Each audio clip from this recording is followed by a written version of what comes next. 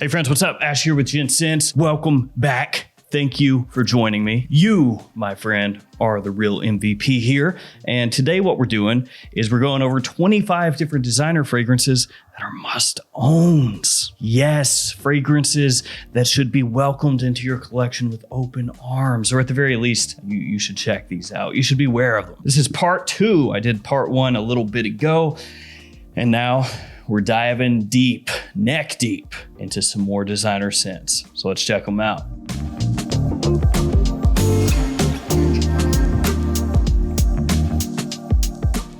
Now, of course, I would be remiss if I did not remind you that the true must-own fragrances are mine. These are mine like I own them, but these are fragrances that I creatively directed. You should get yourself one or two. Or heck, go crazy, get 3. That's right, Jet Black Enigma came back due to popular demand. 5,000 bottles sold last year. And it's back again, this time not limited. Perfect for fall and winter time, sweet, sexy, spicy. And then Blue Ridge right here, a blue fragrance, ultra versatile, wear it whenever you want. Terra Nova, I mean, same deal, wear it whenever you want. This one a little bit classier, this one a little bit more youthful, both of them awesome scents. Did a video on my channel, check that one out where I go into more detail about them. Also, link in the description to check those out and any of the other fragrances. If you do buy one of mine, use the code GENTSCENTS, save yourself 20%. Don't pay full retail, putzes pay full retail. Don't be a putz. 25 must-owns, friends. Now, in the first 25, I went over some real must-owns, and these ones, it's more of a smorgasbord. Let's kick it off with Eros. This is the eau de toilette. I feel like, though, you should be very familiar with the line. Find the one that works best for you. For me personally, I would suggest Eros Eau de Parfum, but the Eau de Toilette is technically the best seller. The Eau de Parfum, I feel like, is a little bit more refined, a little bit better done, frankly. Eros, though, is a sweet scent. It's an attention grabber, great performance, and it has a lot of versatility, even though a lot of people will say it's just a clubbing scent. Eros Flame, kind of like the red-headed stepchild. Also, it's in a red bottle, so that makes sense. But that one's very good as well. Don't sleep on that. Check it out, too. Up next, Rocus Mustache Eau de Parfum. This smells a bit like Yves Saint Laurent's Tuxedo, not an actual tuxedo, but the fragrance, only much more affordable. And the quality here is fantastic as well. Bottle is ultra heavy, it looks classy, and it is classy. Really sexy, spicy fragrance, caught a bunch of hype, and for good reason. Mustache Eau de Parfum, gotta get your nose on this. Another hype beast, Varvatos Artisan Pure. This fragrance right here, one of the most popular scents that Varvatos has ever done. If not actually the most popular, especially when you're talking about the fragrance community. This is perfect for spring and summer. It's got a touch of class to it, a nice citrusy scent, extremely easy to pull off, and at times you've been able to find this at discounters for very cheap, which makes it even better. Classic fragrance time, Azzaro Pour Homme. Now this is a little bit of a vintage bottle, but I do have more modern bottles of this as well. Very cheap from discounters, and this one is a barbershop-y scent. So yeah, younger guys out there may not appeal to you, but if you're a guy middle-aged and older looking for something extremely gentlemanly with that barbershop vibe that's not gonna break the bank, Azzaro Pour Homme, get your nose on it. Up next, Bleu de Chanel, one of the blue fragrance kings. This one is the Eau de Toilette. Also, check out the Eau de Parfum and the Parfum both. The Eau de Parfum is the best selling in the line, and that one is the one that's going to be probably the most versatile for the highest number of people. It's a great line of fragrances. This one has a very appealing opening. It's got citrus and ginger in there. As it dries down, some incense, giving it additional depth. Bleu de Chanel, you gotta know it. You gotta know what it smells like, and I think you should own a bottle. Cheapy time. Tommy Bahama Set Sail St. Bart's. Good old St. Bart's. Yeah, this one takes me back a little bit. Now, it's an eau de cologne. It's really cheap. You got to know what you're getting yourself into with this one. Don't go into it expecting it to be like the pinnacle of fragrance quality or something like that. But I'll tell you, for a scent that costs what this does, which again is next to nothing, for a summertime vacation fragrance, it's hard to do much better. And honestly, smelling it brings back really good memories. So tropical, a little boozy, very fresh, Tommy Bahama Set Sail St. Bart's. And another bit of a classic here, Boss Bottled from Hugo Boss. This fragrance, to be fair, is not the one I would tell you to get from the line if Boss Bottled Intense was still a thing.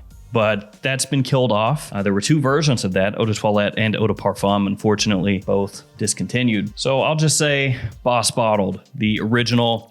Get your nose on it, know how it smells, be familiar with it. Maybe it'll work fantastically for you. It's got this kind of apple pie vibe that everybody always references when talking about the scent. And then we're gonna talk Halloween Man X. Yes, I still love Halloween Man X, cheapy, and that's a good thing. It's got nice performance. It's got a wonderful roasted coffee note that I like. And that's one of the first things I pick up from the scent when I spray it on, is that roast coffee.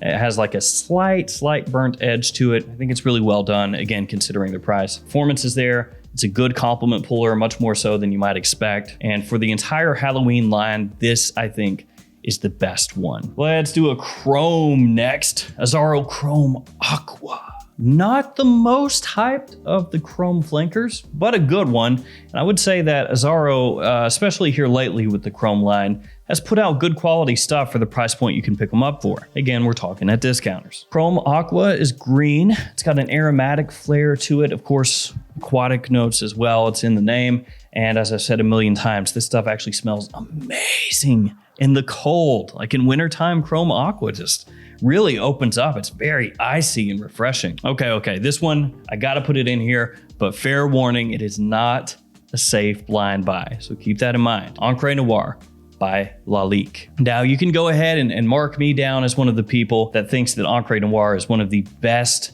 inexpensive buys you can possibly make. I think the quality here is through the roof for the price, because most of the time, under 30 bucks. That is crazy cheap when you think about it. And this stuff smells a little bit similar to Sycamore from Chanel, which is way more expensive. Now it's dark, it's rooty, it's a little bit earthy. The vetiver in here, the vetiver root, is one of the most prominent notes in the fragrance. Now I'm a sucker for vetiver. I love it in all of its ways, its shapes, its forms, its smells. I love it. So this one is not a safe blind buy, especially if you don't like vetiver, but if you do, you have got to get it. Up next, Low DC Pour Homme from Issey Miyake. This is a modern classic, modern masterpiece of a spring and summertime scent. The yuzu in here is great, gives you a nice different twist, a change to that more typical citrus opening that you're going to get from men's fragrances for spring and summer. Typically, those are going to be like bergamot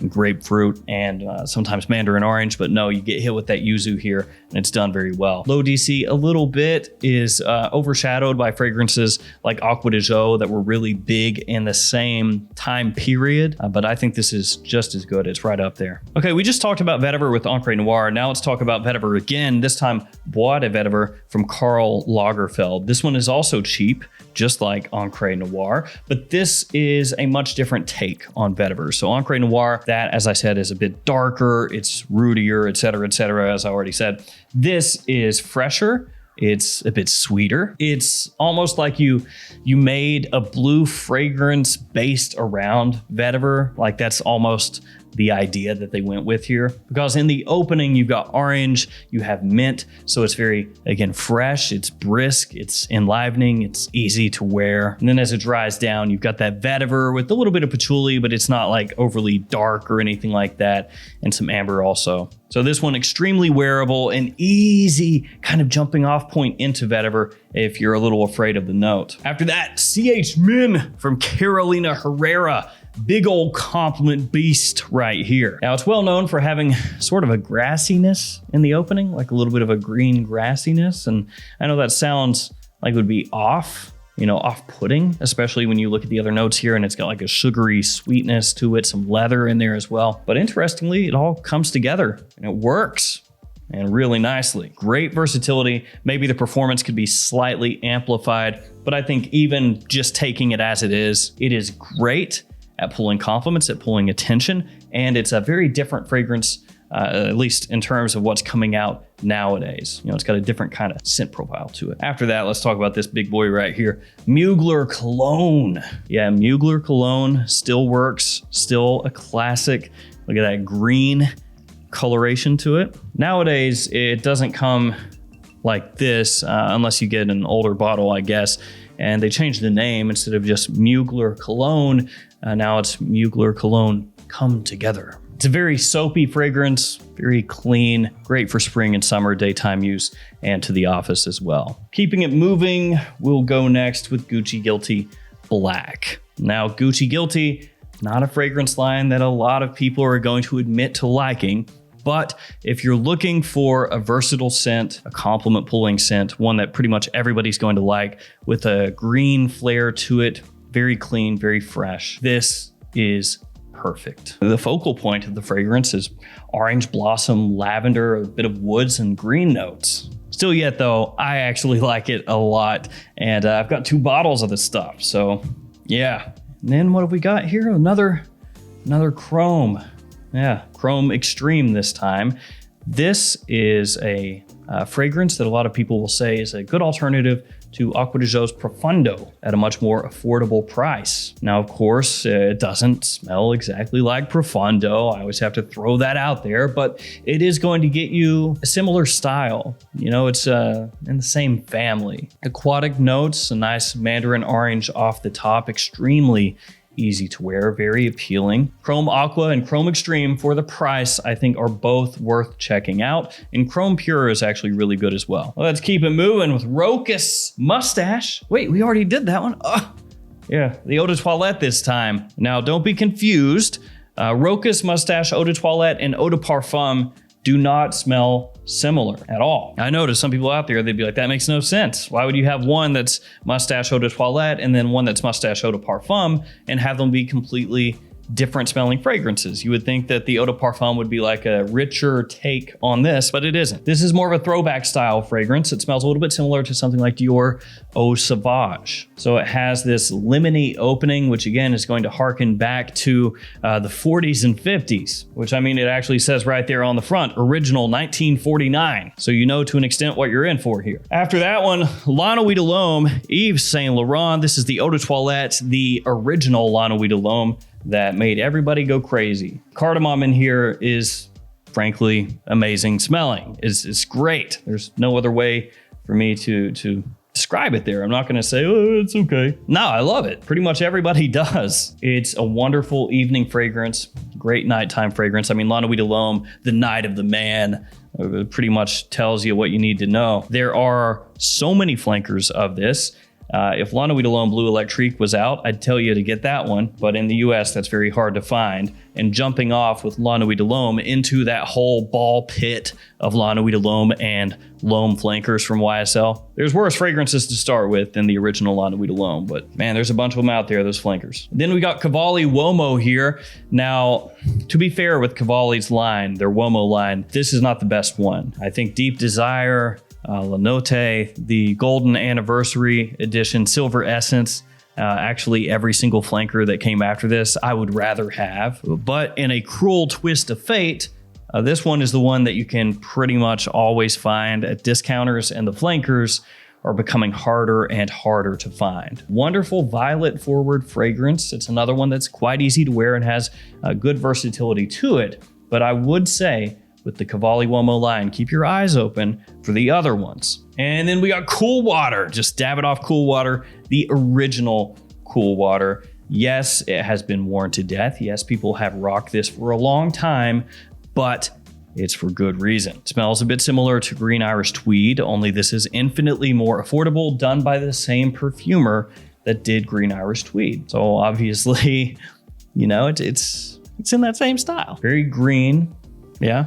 Fresh, aquatic, aromatic. I still think it smells great. Some people would think maybe it's a little dated, but that is a scent profile that just works, at least for me. We're rocking back to Issey Miyake. This is Nuit d'Issey Noir Argent. Now, this one is kind of a placeholder. I think that you should try to get your nose on as many cool weather fragrances by Issey Miyake as you can. Pulse of the Night, if you can find it, so good. Or Encens, same thing. Noir Ombre, same thing. Lots of them are great. Noir Argent is just as good. It's right up there with the ones I just mentioned. This one though, at least over the past couple years, has been easier to find at discounters than the others, so that's why I mentioned this one. Then we got the scent Private Accord, Hugo Boss. This is my favorite from the scent line. The scent line really well known for using Maninka fruit across all the fragrances. So it gives it this nice dustiness, this exotic tropical sweetness, and it makes each fragrance in the scent line smell